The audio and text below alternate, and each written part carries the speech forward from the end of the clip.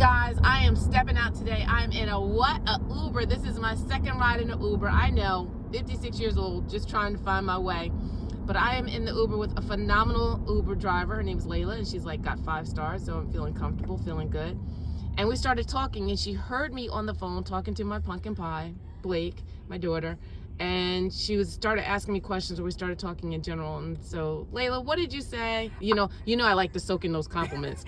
I was saying that I love your relationship and how you guys talk to each other is so sweet and full of love, and y'all sound genuinely happy to be on the phone with each other. It's beautiful. It was beautiful. It made my day. It was beautiful. Yeah, she's my heart. You know, we're not perfect. Every once in a while we disagree. Absolutely. But then when she realizes that I'm right, we can agree again. It's all good. Right. But you know, it's really important to me that people are able to discuss their true feelings, their interests, etc. And so I wrote 2 books. My second book is actually about masking and camouflaging. Have you ever heard of that before? I have not. And where can I get that actually? It's on Amazon. On Amazon, okay. It's called For It Is Tangible. Okay. But I'll give you one of my cards. But basically, as I talk to a lot of young adults, and I'm talking about from like 16 to 30. Yes, I hear people are camouflaging, and what they'll do is, like, let's say I say that I want ice cream, and I'm allergic to peanut butter ice cream. Right. But you tell me that I'm just exaggerating and I need to eat peanut butter ice cream because everybody eats peanut butter ice cream. I may eat the peanut butter ice cream just to make sure that you are happy. Right. So I don't want to cause any chaos or anything like that. And what that amounts to, or can amount to, is something which is called existential crises. And an existential crisis is just being there, like no depth, no feeling, no engagement, and just wondering what a person's purpose is in life. So my book is strengths-based, so it talks about what your gifts and what your interests are. Okay. And I wonder, can that affect your sense of belonging? Like that, what you were saying about the masking and stuff, like having to constantly stifle your feelings to make someone else happy. Can that mess with you? Like, because I think about it in context, even though, of course, 16 to 30, that age range where you're really, like, aware of who you are and learning yourself. But I also think about it in the sense of children and how that can grow into someone that constantly is like a chronic people pleaser, like that. Is that kind of like what that can lead to? People pleaser. It goes beyond empath. Okay. That's a good one. Not feeling what somebody else is feeling, but at that point sacrificing you for them. That's deep. Yeah. And imagine doing that over and over and over again until you really lose self. So basically what you're doing is you get into this robotic state. You live to see people smile, live to see people happy around you. Yes. But what a person may not realize is when they start off, you might be like 70% full. Right. And then as you keep giving, you get down to 20% full. Wow. And people are still going, and they're thinking that you're happy because you're smiling. But that 20% is there. And I like I said, I talk to so many people. For whatever reason, God allows me to engage with people. I had a colleague commit suicide, and I've had at least 7 people talk to me through their suicidal ideations. And these are friends, not as a coach, just in general. Yeah, so common. Oh my God. And the one thing that I hear all the time is that people want to see other people happy. Yes. You know, and because they want to see other people happy, they're just there and they're just numb. Yes. So the book that I wrote was actually, the book that I wrote is actually a strengths-based book. So what is it that you like? What is it that you're good at? What makes you laugh? What makes you smile? Just digging deep. And so I have quizzes and all kinds of things in there to help people identify that. And I always tell people, you know, when you take the quiz, take it 3-4 times, you know, the quizzes. Because what happens is the first time you take the quiz, right? If you're 70% full, you still got 30% of someone else's opinion of what's good for you. That's deep. That's a good one. You know, and depending on how long it is, you know, you may have 50% of someone else's opinion of what's good for you. I use an example of, let's say I wanted to, you know, all my friends like dogs, right? Right. And I'm hanging out with my friends who like dogs, but my gift is gardening. Right. And so when I start to talk about gardening things, it's not that they can't really relate because that's not of interest to them. So I start to continuously suppress what's exciting and what's engaging to me. And you know, that happens a lot because people don't want to be alone. We're interdependent people. Right. And then how do you healthily do that? Because that's the thing about it. Like, I feel like for me, I'm definitely going to purchase the book because I definitely need to do some self-reflecting myself. But for me, I feel like I don't know if I'm in that category I don't know what percentage I would be, but I feel like I've done it for so long that it almost becomes part of my identity.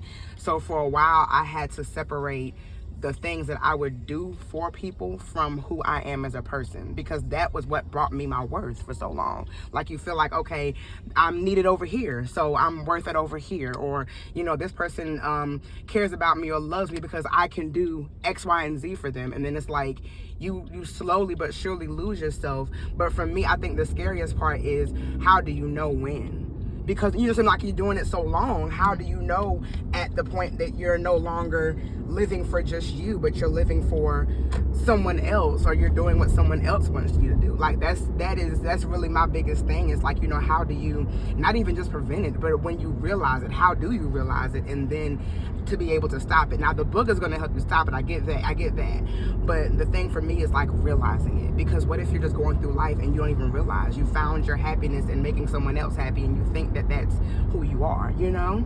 Like, that's my thought process with it. How do you, at what point do you realize, and how do you make that shift and make that change, even with those feelings, like you said, of not wanting to be alone, wanting to belong to a group, wanting to be a part of something?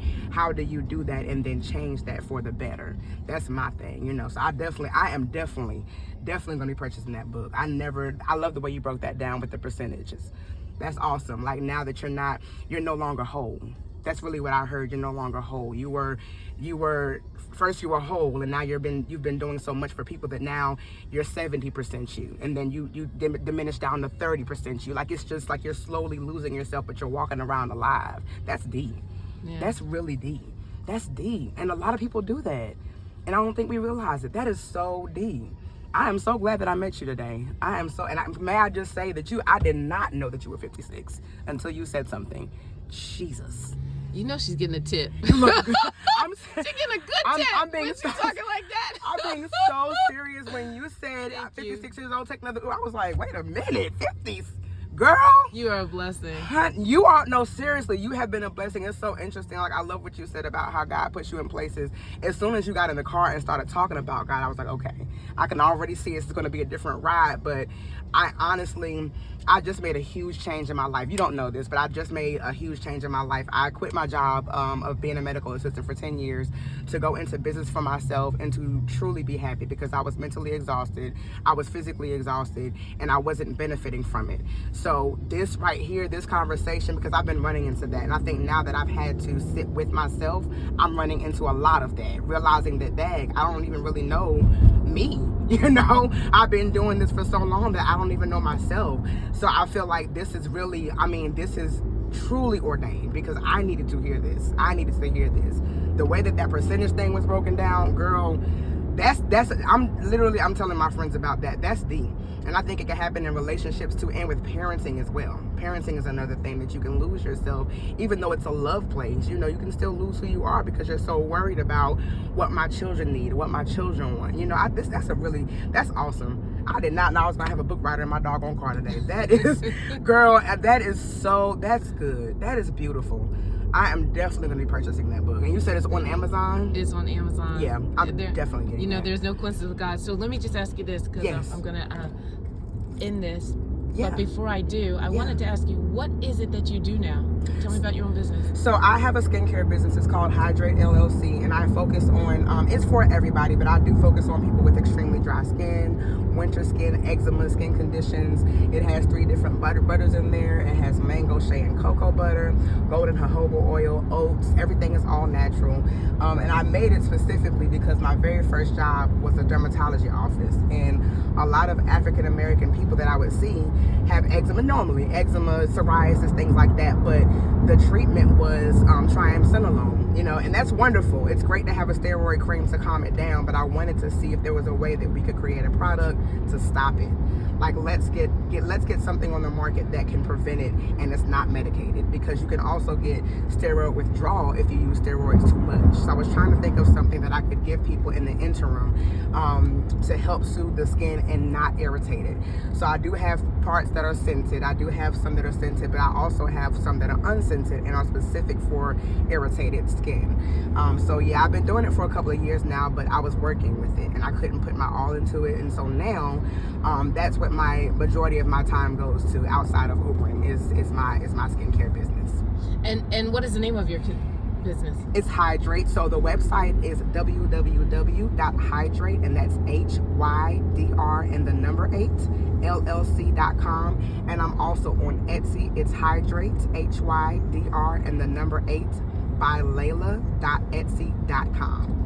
Wow. Excellent, Yes. excellent. Thank you. Well, thank you so much, and we're going to definitely promote Hydrate. We're going to talk a little bit more about it. Thank you.